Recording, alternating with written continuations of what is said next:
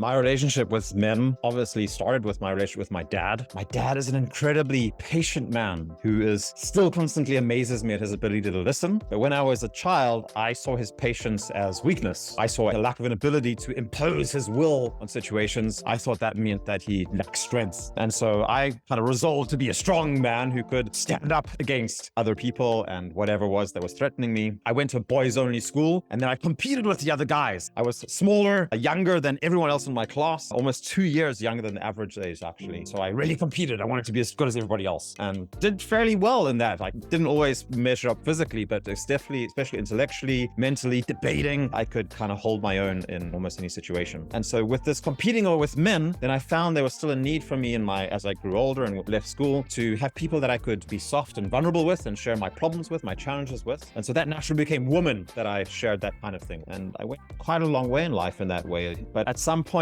I think, came to a realization of how that wasn't helping me, and started seeing some other guys who I looked up to as being very strong and powerful and able to establish their opinions, and saw the power of being able to listen to these guys as well and to interact with them and try and build some kind of brotherhood with them. And so I went to a first men's retreat some 10, 12 years ago, something like that, and really there for the first time intentionally tried to build bonds of brotherhood. And that was really powerful and good, and gave me a lot of insight and a massive dose of truth in my life that I wasn't getting from the women, who were primarily giving me sympathy and compassion and stuff like that. And so my kind of competing with these guys gave me real strong opportunities for growth and engagement. But it took some time for me, because this was kind of in very alternative circles sometimes. So there's a lot of weird and wonderful stuff that was going around there. But it slowly led me to, and this is especially with the advent of Jordan Peterson, to looking again at Christianity. So slowly but surely, I started going into Christian circles. Initially, I had a really hard time finding good Christian men.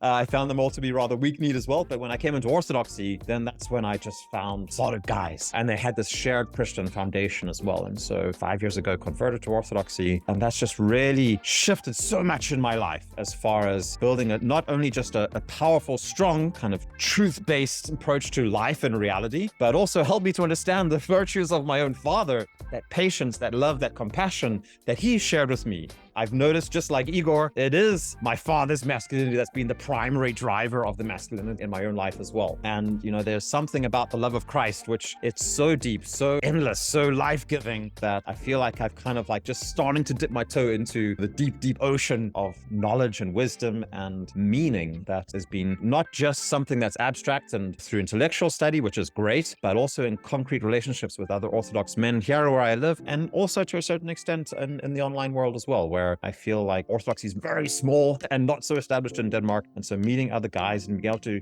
see their struggles, share with them, and have this support of brotherhood, being able to follow along in the everyday steps and getting to know them over a longer period of time, gives me so much inspiration and direction and purpose, meaningfulness in my own life.